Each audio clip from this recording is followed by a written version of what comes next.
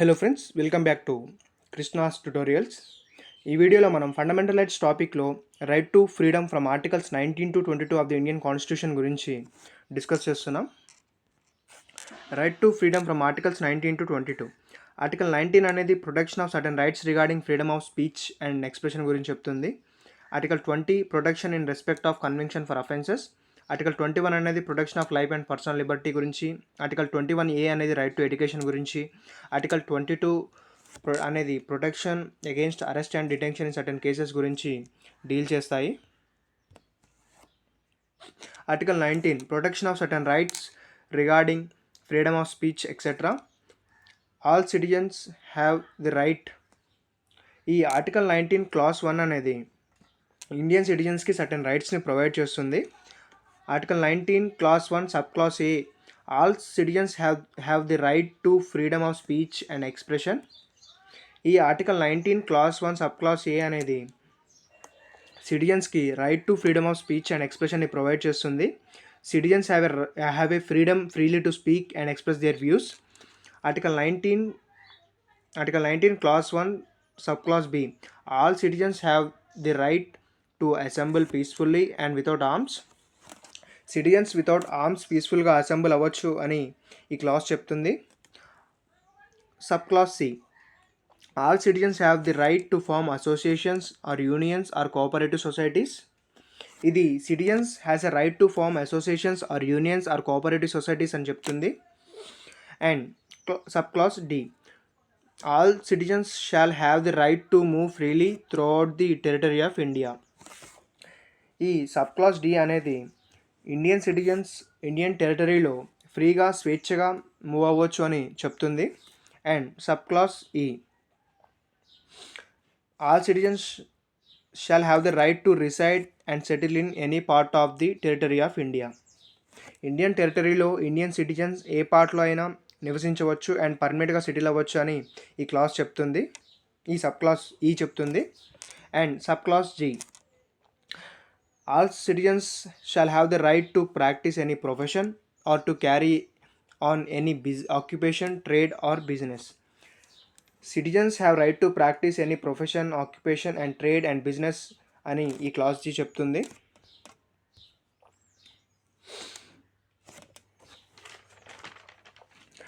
ఈ article 19 clause 1 sub clauses A to జీలో చెప్పబడ్డ రైట్స్ అనేవి అబ్జల్యూట్ రైట్స్ కావు. వాటిని రెస్ట్రిక్ట్ చేసే పవర్ స్టేట్కి అంటే గవర్నమెంట్కి ఉంటుంది. స్టేట్కి ఏదైనా లా ద్వారా ఆ రైట్స్ని నియంత్రించే అధికారం ఉంటుంది. సో మనకి article 19 clause 1 sub clauses A to జీలో చెప్పబడ్డ రైట్స్ని ఆర్టికల్ 19 క్లాస్ 2 నుంచి క్లాస్ 6లో స్టేట్ అనేది ఏదైనా లా ద్వారా వాటిని రెస్ట్రిక్ట్ చేయవచ్చు. సో ఈ క్లాస్ 2 ఏం చెప్తుందంటే, ఈ ఆర్టికల్ 19 క్లాస్ 2 ఏం చెప్తుందంటే, స్టేట్కి ఆర్టికల్ 19 క్లాస్ 1 సబ్ క్లాస్ ఏలో చెప్పబడిన రైట్ టు ఫ్రీడమ్ ఆఫ్ స్పీచ్ని ఏదైనా లా ద్వారా రీజనబుల్గా రెస్ట్రిక్ట్ చేసే పవర్ ఉంటుంది అని చెప్తుంది.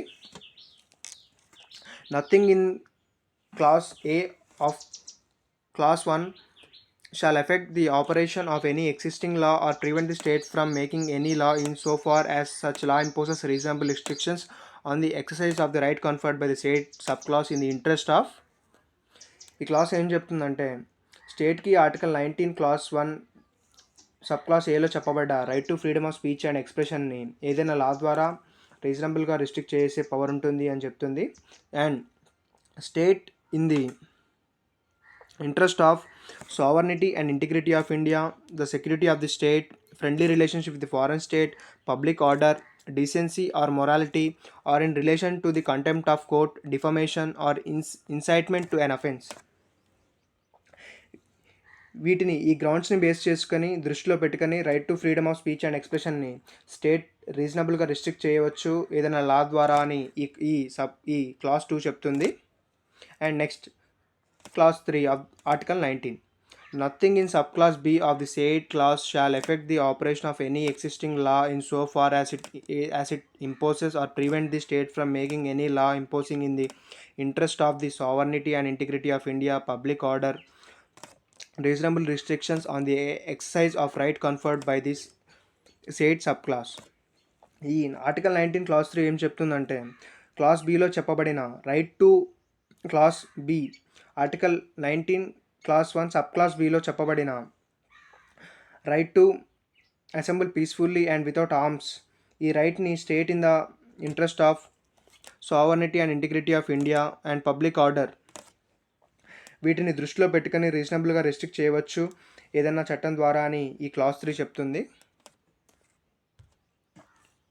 And next clause 4, nothing in sub clause C of the said clause shall affect the operation of any existing law in so far as it impose or prevent the state from making any law imposing in the interest of sovereignty and integrity of India or public order or morality, reasonable restrictions on the exercise of the rights conferred by the said subclause.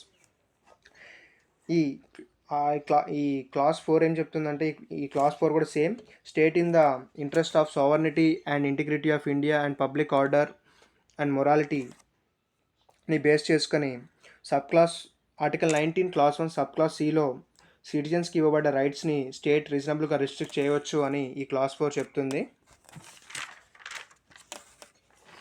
And next class 5, article 19 class 5, nothing in subclauses D or and E of the said clause shall affect the operation of any existing law in so far as it imposes or prevent the state from making any law imposing reasonable restrictions on the exercise of any of the rights conferred by the said subclause either in the interest of the general public or for the protection of the interest of the any scheduled tribes.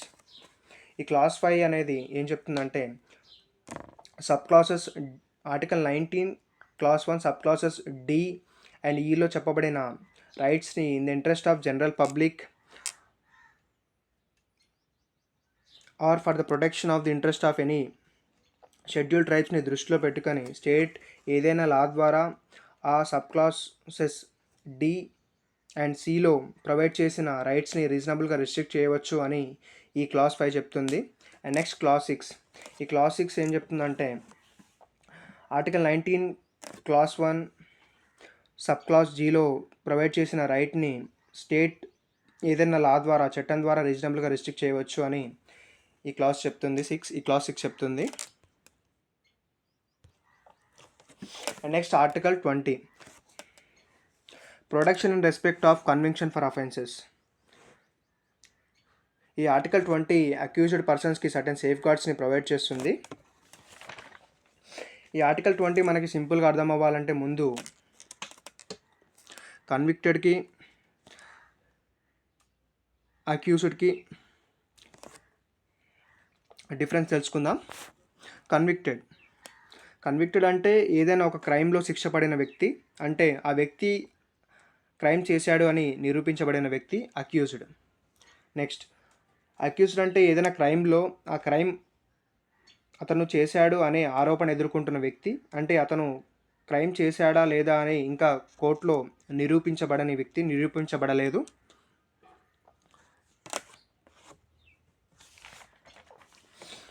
Article 20 clause 1, no person shall be convicted of any offence except for violation of any law in force at the time of the commission of the act charged as an offence. ఈ article 20 clause 1 ఏం చెప్తుందంటే ఏ ఒక్క వ్యక్తిని కూడా అతను చేసిన పని లాని వైలేట్ చేస్తే అండ్ అతను చేసిన ఆ యాక్ట్ ఆ పని ఆ టైంలో అఫెన్స్ అయితే తప్ప అతని ఏ ఒక్క అఫెన్స్లో కూడా కన్విక్ట్ చేయరాదు అని ఈ క్లాస్ చెప్తుంది. And nor be subjected to a penalty greater than that which might have been inflicted under the law in force at the time of the commission of the offence. ఆ person ఆ టైంలో చేసిన అఫెన్స్కి penalty ఎంత ఉందో అదే ఇవ్వాలి, దానికంటే ఎక్కువగా అతన్ని పనిష్ చేయరాదు అని ఈ క్లాస్ చెప్తుంది. ఈ క్లాస్ 1 అనేది ఈ ఆర్టికల్ 20 క్లాస్ 1 అనేది ఎక్స్పోస్ట్ ఫ్యాక్టో లాస్ని ప్రొహిబిట్ చేస్తుంది. మనకి ఈ ఆర్టికల్ 20 క్లాస్ 1 అనేది సింపుల్గా అర్థం అవ్వాలంటే మనం ఒక ఎగ్జాంపుల్ని తీసుకుందాం. For example the dowry prohibition act అనేది 1961లో రావడం జరిగింది. సపోజ్ ఒక పర్సన్ 1961కి ముందుగా డౌరీ తీసుకున్నా కానీ అతన్ని శిక్షించలేము, ఎందుకంటే అప్పుడు ఆ చట్టం లేదు. సో ఇన్ కేస్ ఒక వ్యక్తి 1961 తర్వాత ఎవరైనా వ్యక్తి ఇన్ కేస్ డౌరీ కనుక తీసుకుంటే అతన్ని మనం శిక్షించగలుగుతాం. సో ఈ ఆర్టికల్ 20 క్లాస్ 1 ఏం చెప్తుందంటే, రెట్రోస్పెక్టివ్ యాక్ట్స్ అంటే ఇంతకుముందు జరిగిపోయిన వాటి గురించి ఒక వ్యక్తిని శిక్షించరాదు. అండ్ ఒక వ్యక్తి ఏదైనా తప్పు చేస్తే ఆ సమయంలో ఎంతైతే పెనాల్టీ ఉందో అదే అతనికి వర్తిస్తుంది తప్ప ఇన్ కేస్ ఫ్యూచర్లో ఏమైనా పెనాల్టీ అంటే పనిష్మెంట్ పెంచినా కూడా అది అతనికి వర్తించదు అని ఈ ఆర్టికల్ 20 క్లాస్ 1 అనేది చెప్తుంది. ఈ ఆర్టికల్ 20 క్లాస్ 1 అనేది ఏం చెప్తుందంటే, జనరల్గా చెప్పాలంటే ఏదైనా ఒక వ్యక్తి తప్పు చేస్తే ఆ చేసిన తప్పుకి పనిష్మెంట్ అనేది ఆ టైంలో ఎంత ఉంటుందో ఆ పనిష్మెంట్ మాత్రమే అతనికి ఇవ్వాలి అని ఈ క్లాస్ 1 ఆర్టికల్ 20 క్లాస్ 1 చెప్తుంది. And next clause 2, no person shall be prosecuted and punished for the same offence more than ది వన్స్. ఈ ఆర్టికల్ 20 క్లాస్ 2 అనేది డబుల్ జియోపార్డీ గురించి చెప్తుంది.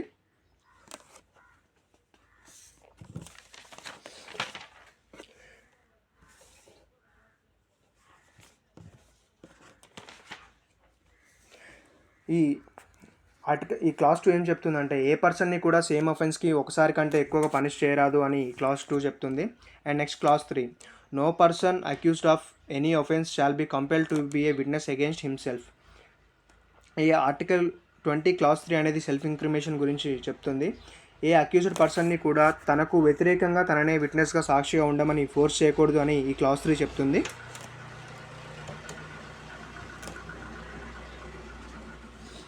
And article 21, protection of life and personal liberty.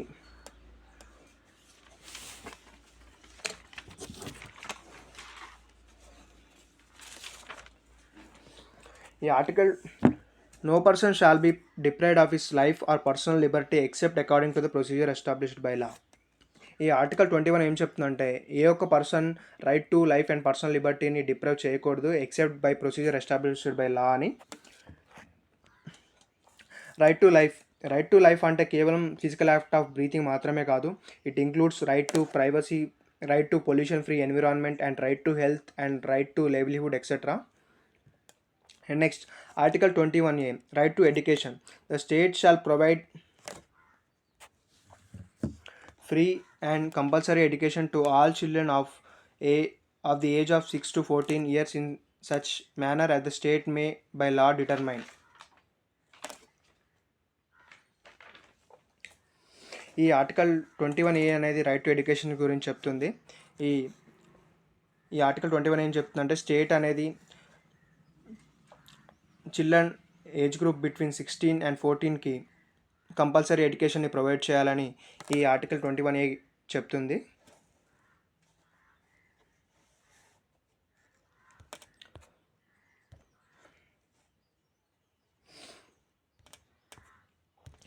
ఈ article 14, article 19 and article 21ని golden triangle of the Indian constitution అని అంటారు.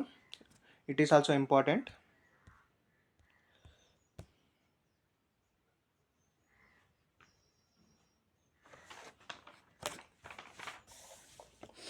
And next article 22, protection against arrest and detention in certain cases.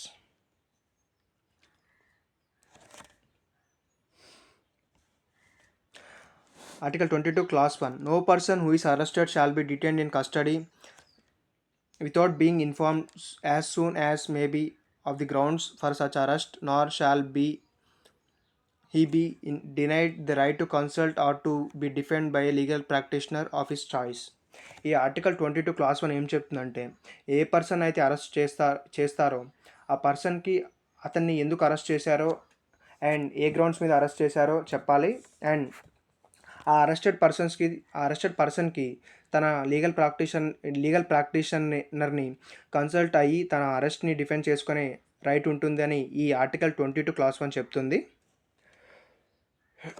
And article 22 class 2, every person who is arrested and detained in custody shall be produced before the nearest magistrate within a period of 24 hours of such arrest, excluding the time necessary for the journey from the place of arrest to the court of the magistrate, and no such person shall be detained in custody beyond the said period without the authority of magistrate. ఈ article 22 class ఏం చెప్తుందంటే arrested పర్సన్ని అతన్ని arrest చేసిన within 24 అవర్స్లో nearest magistrate ముందు అతన్ని produce చేయాలి, excluding the time of journey. And arrested పర్సన్ని మెజిస్ట్రేట్ ముందు ప్రొడ్యూస్ చేశాక without the permission of the magistrate అతన్ని డిటైన్ చేయకూడదు అని క్లాస్ 2 చెప్తుంది. And class 3, nothing in class 1 and 2 shall apply to any person who for the time being is an enemy alien or to any person who is arrested or detained under the any law providing for the preventive detention. ఈ clause 3 ఏం చెప్తుందంటే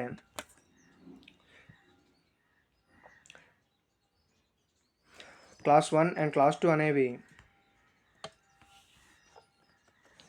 any person who is an alien enemy or detained under law of preventive detention, అంటే preventive detention law ద్వారా detain నిర్బంధించిన వారికి ఈ class 1 and clause 2 అనేవి apply అవ్వవు అని ఈ క్లాస్ 3 చెప్తుంది.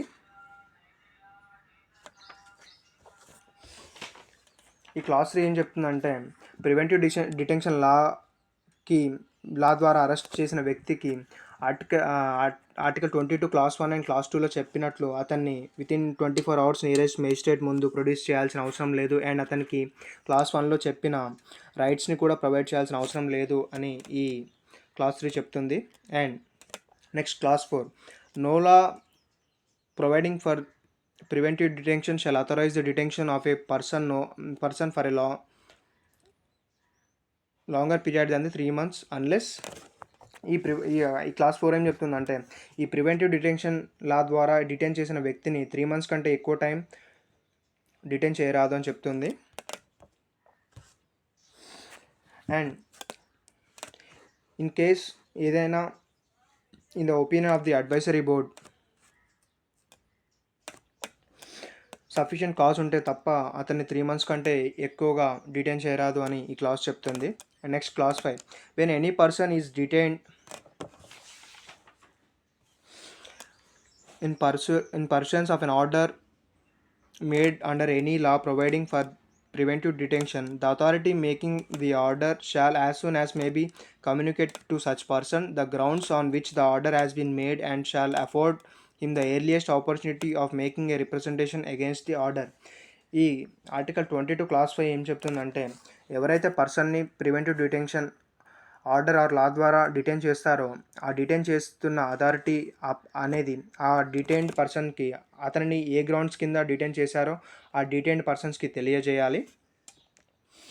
And next clause 6, nothing in clause 5 shall require the authority making any such order as is referred to in that clause to disclose the facts which such authority considered to be against the public interest to disclose.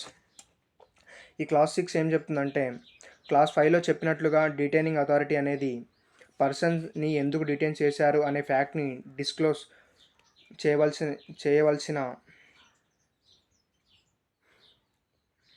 అంటే చెప్పాల్సిన అవసరం లేదు in case అవి public ఇంట్రెస్ట్కి ఎగ్నెస్ట్గా ఉంటే అని ఈ clause 6 చెప్తుంది. ఈ క్లాస్ 6 ఏం చెప్తుందంటే మనకి క్లాస్ 5లో చెప్పినట్లుగా ఒక పర్సన్ని డిటైన్ చేసినప్పుడు అతన్ని ఎందుకు డిటైన్ చేశారో అతనికి తెలియజేయాలి. ఈ క్లాస్ 6 ఏం చెప్తుందంటే అది అలా చేయాల్సిన అవసరం లేదు. ఎప్పుడైతే అది ఆ ఫ్యాక్ట్స్ అనేవి పబ్లిక్ ఇంట్రెస్ట్కి ఎగ్నెస్ట్గా ఉంటాయో అప్పుడు అతన్ని డిటైన్ చేసినందుకు ఆ గ్రౌండ్స్ అనేది అతనికి తెలియాల్సిన అవసరం లేదని ఈ క్లాస్ 6 చెప్తుంది. అండ్ నెక్స్ట్ క్లాస్ 7, పార్లమెంట్ ఏదైనా చట్టం ద్వారా parliament may by law prescribe the circumstances under which the class or classes of cases in which a person may be detained for a period longer than 3 months under any law providing for preventive detention without obtaining the opinion of advisory board in accordance with the provisions of subclass A of class 4.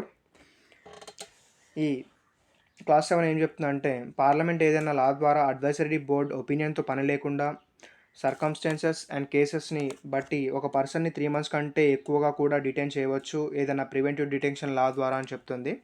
And The maximum period for which any person in any class or classes of cases be detained under any law providing for preventive detention. ఈ maximum పీరియడ్ని కూడా ఏదైనా law ద్వారా parliament అనేది ఆ period అనేది ఎంత ఉండాలో కూడా ఎంతవరకు అతన్ని ప్రివెంటివ్ డిటెన్షన్లో ఉంచాలి అన్న దాన్ని కూడా పార్లమెంట్ అనేది ఏదైనా చట్టం ద్వారా చేయవచ్చు అని ఈ క్లాస్ బి చెప్తుంది, సబ్ క్లాస్ బి చెప్తుంది. Next clause C, the procedure to be followed by an advisory board in an enquiry under sub clause A of clause 4. ఈ క్లాస్ 4 సబ్ క్లాస్ ఏలో అడ్వైజరీ బోర్డ్ అనేది ఏ procedure follow అవ్వాలి అన్న దాని మీద కూడా పార్లమెంట్కి చట్టం చేసే అధికారం ఉంటుందని ఈ క్లాస్ 7 చెప్తుంది. మనం ఇప్పుడు డిస్కస్ చేసిన టాపిక్ నుంచి క్వశ్చన్స్ ఎలా అడుగుతారో ఇప్పుడు చూద్దాం. Which of the following rights has not been laid under Article 19 of the Constitution of India? First, right to freedom of speech and expression, right to assemble peacefully and without arms, right to practice any profession or to carry any occupation, or right to freedom of religion. మనం article 19 clause A to clause జీలో discuss చేసినట్టు right to freedom of speech and expression article 19లో ఉంది. అలాగే right to assemble peacefully and without arms కూడా ఉంది. And right to practise and any profession or to carry any business or occupation, ఇది కూడా article 19 clause 1 sub clause జీలో ఉంది. So answer is which of the following rights is not been laid down under the article 19 of the Indian constitution. Answer is right to freedom of religion. Which article gives right to form trade unions?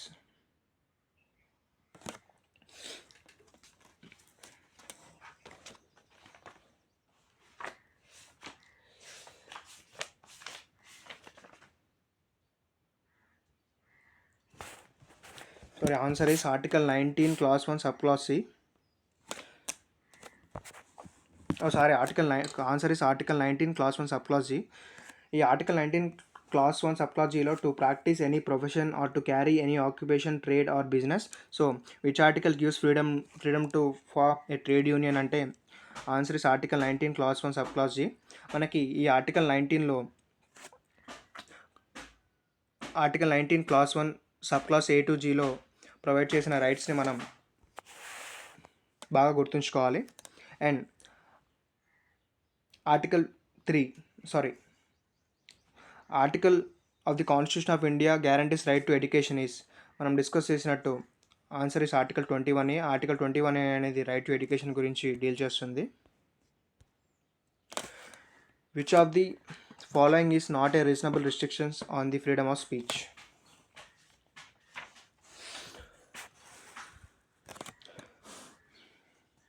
Answer is public health. మనం article 19 sub class 2లో ఇంతకుముందే discuss చేసాం. State in the interest of sovereignty and integrity of India, security of the state, friendly relationship with foreign states, public order, decency or morality, defamation or contempt of court. ఈ grounds కింద state అనేది రీజనబుల్గా restrict చేయొచ్చు. So ఈ state అనేది which one of the following is not a reasonable restrictions of the freedom of speech? So answer is public health. ఈ public health అనేది మనకి ఆ రీజనబుల్ రిస్ట్రిక్షన్స్ ఉన్న గ్రౌండ్స్లో ఇది లేదు. సో మనకి ఈ ఆర్టికల్ 19 అనేది లాసెట్ పాయింట్ ఆఫ్ వ్యూలో చాలా ఇంపార్టెంట్. ఆర్టికల్ 19, 20, 21 అండ్ 22 ఇవనేది చాలా ఇంపార్టెంట్. సో మనం ఈ ఆర్టికల్స్ని చాలా డెప్త్గా చదివి ప్రతి ఒక్క సబ్ క్లాసెస్ కూడా మనం గుర్తుంచుకోవాలి. And next question number 5. On which of the following freedoms can reasonable restrictions be imposed on the grounds of security of state? Freedom of speech and expression, right to reside and settle in any part of India, right to practice any profession, trade or business. So మనం article 19 clause 2 to class 6లో మనం ఈ reasonable రిస్ట్రిక్షన్స్ని discuss చేసాం. So దీనికి ఆన్సర్ని మీరు కామెంట్స్లో mention చేయండి.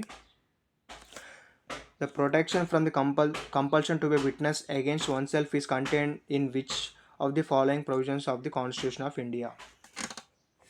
మనం డిస్కస్ చేసినట్టు ఆర్టికల్ 21A అనేది రైట్ టు ఎడ్యుకేషన్ గురించి, ఆర్టికల్ 20 క్లాస్ 1 అనేది ఎక్స్పోస్ట్ ఫ్యాక్టర్స్ లాస్ గురించి డీల్ చేస్తుంది, అండ్ ఆర్టికల్ 20 క్లాస్ 2 అనేది డబుల్ జియోపార్డీ గురించి. So answer is article 20 clause 3. ఇది సెల్ఫ్ ఇంక్రిమేషన్ గురించి డీల్ చేస్తుంది. అక్యూజ్డ్ పర్సన్ తనకి తాను వ్యతిరేకంగా సాక్ష్యం చెప్పుకోకూడదు అని దాన్ని సెల్ఫ్ ఇంక్రిమినేషన్ చేయకూడదు అని ఈ ఆర్టికల్ 20 క్లాస్ 3 అనేది చెప్తుంది. సో ఆన్సర్ ఇస్ ఇది.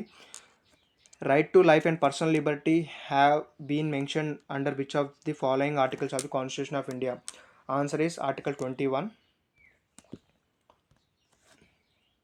And next, which article of the Constitution of India has envisaged free and compulsory education for all its children between the 16 to 14 years of age? Answer is Article 21A. Right to pollution free environment comes under which provisions of the Constitution of India? మనం ఇంతకు ముందే discuss చేసాం. Article 21 అనేది right to life అంటే right to pollution free environment, right to privacy, right to good health etcetera అని. So answer is article 21. Right to privacy is an integral part of right to education, right to freedom, right to equality. Answer is right to life. Right to privacy is a legal right, statutory right, fundamental right. Answer is fundamental right. Next, no person shall be prosecuted for the same offence twice is referred to as protection against double jeopardy under Article 20 Clause 2.